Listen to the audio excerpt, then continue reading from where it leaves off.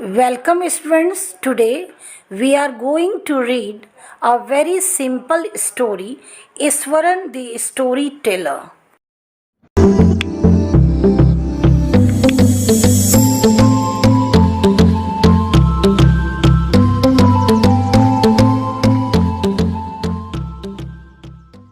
Before we start this lesson, first we must know about writer. Iswaran the Storyteller has been written by R.K. Lakshman. Full name Rashipuram Krishna Swami Lakshman, born 24 October 1921, died 26 January 2015, was an Indian cartoonist, illustrator and humorist. He was best known for his creation The Common Man and daily cartoon strip You Said It in the Times of India, which was started in 1951. Lakshman started his career as a part-time cartoonist, working mostly for local newspapers and magazines. As a college student, he illustrated his elder brother R.K. Narayan's stories in the Hindu. His first full-time job was a political cartoonist for the Free Press Journal in Mumbai. Later, he joined the Times of India. He was awarded Padma Bhushan in 1973 and Padma Vibhushan in 2005 by the Government of India. His notable works are Servants of India, The Distorted Mirror, Dose of Laughter, The Best of Lakshman, Laugh with Lakshman, etc. The title of this lesson is Iswaran the Storyteller, tells us that this story is about Iswaran. Iswaran, the main character of this story, and here writer says that the storyteller, Iswaran the Storyteller. Now, my dear student, a good storyteller should have several qualities, and Iswaran is a fascinating storyteller. He knows how to build stories. He uses dramatic gestures to make his stories. Iswaran has good oratorical skills, acting out what he is telling. He has varied the tone of his voice according to the situation. He is able to create and maintain the interest of the listeners through the use of suspense. He has a vivid imagination to think up interesting stories.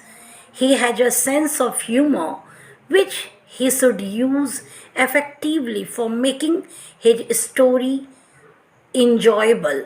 So, my dear students, as you all are looking Iswaran the Storyteller, because Iswaran is a fascinating storyteller. Now, I am explaining lesson. One night, Mahendra woke up from his sleep and saw a dark cloudy form. He broke out into a cold sweat. Was it a ghost? Now, my dear students, you all have seen first character Iswaran and second Mahendra. Now, the writer wanted to say nobody is free of fears. Everybody accepts the presence of ghosts and spirits, but feels hesitant to express this truth openly. If fear lies in our heart, we should try to know the proper cause of this fear. In fear, we may take some wrong decisions and put our life in problems. Therefore, we have to be bold enough to take good decisions in all circumstances. Now, here you all are looking that character of Mahendra, and we have to read a story and we get what happened. The story was narrated to Ganesh by a young man, Mahendra by name. He was a junior supervisor in a firm which offered on hire supervisors at various types of construction sites, factories, bridges, dams, and so on. Mahendra's job was to keep an eye on the activities at the work site. He had to keep moving from place to place every now and then, as ordered by his head office, from a coal mining area to a railway bridge construction site.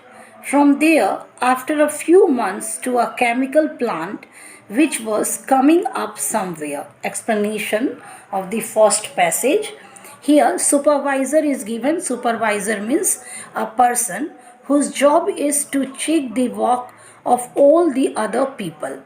Mahendra narrated a story about his cook Iswaran to Ganesh. Mahendra worked as a junior supervisor in a company which provided junior supervisors to various construction companies on rent. He got posted at different sites like factories, bridges, and dams which were under construction. Mahendra's work was to keep an eye on all the workers at the site. He had to change places often and worked at various places like a coal mine, railway bridge, construction site, and the construction site of a chemical plant. He was a bachelor. His needs were simple and he was able to adjust himself to all kinds of odd conditions, whether it was an ill equipped circuit house or a makeshift canvas stand in the middle of a stone quarry. But one asset he had was his cook Iswaran. The cook was quite attached to Mahendra and followed him uncomplainingly wherever he was posted. He cooked for Mahendra, washed his clothes, and chatted away with his master at night. He could weave out endless stories and anecdotes on varied subjects. Now, students, bachelor, you all know a person who is unmarried. Makeshift means temporary, query means mine, asset means advantage, anecdote means a short, amusing, or interesting story about a real incident or person. Now, explanation. As Mahendra was unmarried, he did not have a family. He was able to live in these temporary quarters provided at the construction sites. He adjusted well in the circuit houses, which did not provide the basic amenities or even the tents, which were temporary in nature. Mahendra had an advantage. He was accompanied by his cook Iswaran. Iswaran was very close to Mahendra and accompanied him everywhere. He did not complain about the tough conditions in which he had to live. He cooked food for him, washed his clothes, and gave him company by talking to him at night.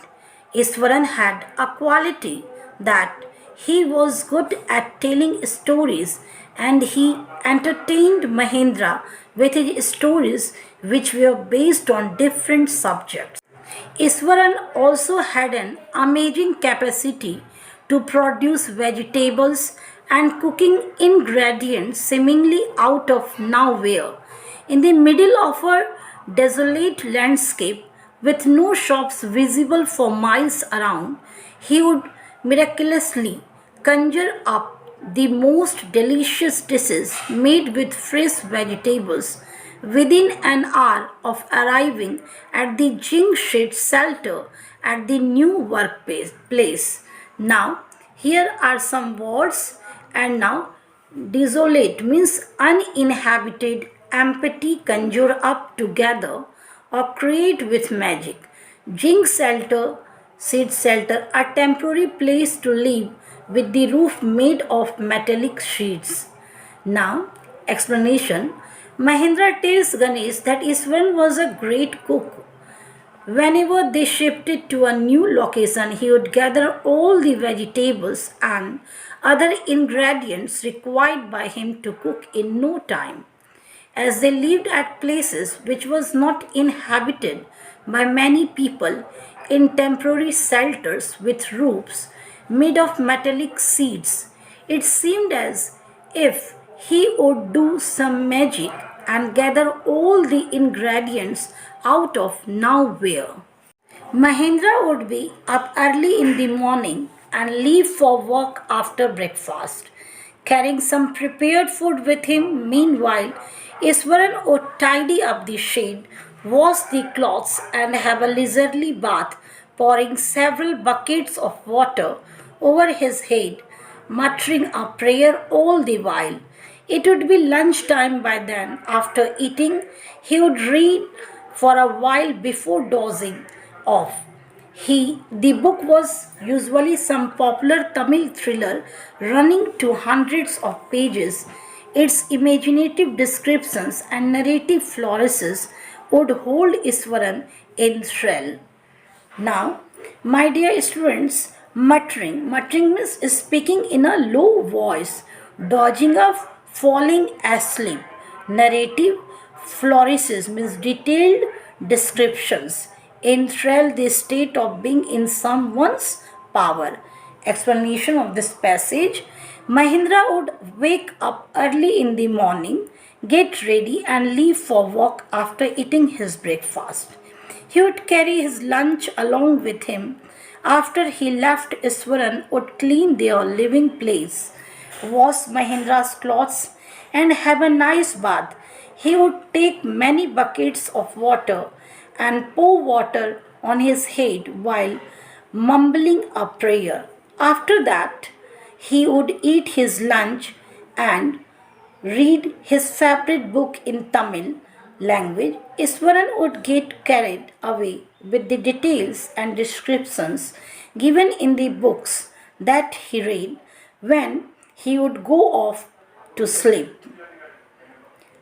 Now, after that, his own descriptions were greatly influenced by the Tamil authors that he read. When he was narrating even the smallest of incidents, he would try to work in suspense and a surprise ending into the account. For example, instead of saying that he had come across an uprooted tree on the highway, he would say with eyebrows suitably arched and hands held out in a dramatic gesture, "The road was deserted and I was all alone. Suddenly I spotted something that looked like an enormous bushy beast lying sprawled across the road. I was half inclined to turn and go back, but as I came closer, I saw that it was a fallen tree with its dry branches spread out." Mahendra would stretch himself back in his canvas chair and listened to Iswaran's tales uncritically. Here are some difficult words. Now, arch means curved, chester, a movement of hands for head to indicate something, deserted, empty, enormous, huge. Now, my dear students, in this passage, Iswaran describes the uprooted tree on the highway with eyebrows suitably arched and hands held out in a dramatic way. He would begin by saying that the road was deserted and he was all alone. And now, as here it is given that as Iswaran read stories with detailed description, he narrated them in the same way. Mahendra recollect that he would narrate even a small incident with a lot of suspense and surprise, which made it very interesting for the listener. Then he gives an example that instead of saying that he was walking down the highway and he came across a tree which had broken and had fallen on the road, Iswaran would use his facial expressions and bodily gestures to narrate it. He would say that the road was empty and he was all alone. This would create suspense in the listener's mind. Then he would say that all of a sudden he saw that a huge beast was lying across the road. As he walked ahead, his mind was telling him to turn and go back. As he reached closer, he saw that it was a tree that had fallen and was lying on the road. The branches of the tree had sprayed out and seemed as if it was a huge beast. Mahendra says that this talent of Iswaran made this simple story very interesting and it captivated him, although he knew that some of these stories were not true, but the way in which Iswaran narrated them was so interesting that Mahendra would not say anything and listen to him quietly.